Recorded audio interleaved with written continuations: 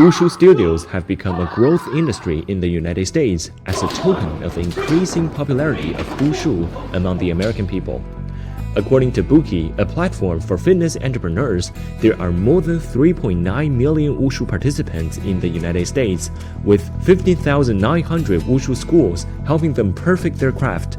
Claire Chevalier from Plano of Texas has been practicing Kung Fu for 7 years and traveled to China in 2019. The beauty of Tai Chi, I would say, it's very elegant. It's a little bit like a dance, but it has something else on top of it, like it's a little bit like a drama or something added to it, like the passion of like Kung Fu in the skills. And also you can tell that you work not only the muscle, but you also work the tendons, which is very specific to Tai Chi.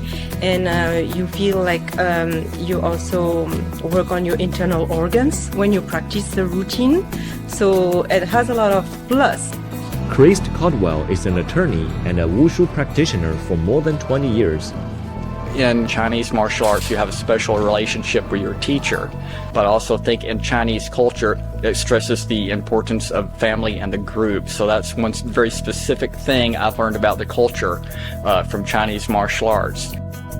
Wushu in United States, more popular in West Coast and Northeast Coast. You can say most U.S. teams from California area or from New York, Washington, D.C., Baltimore,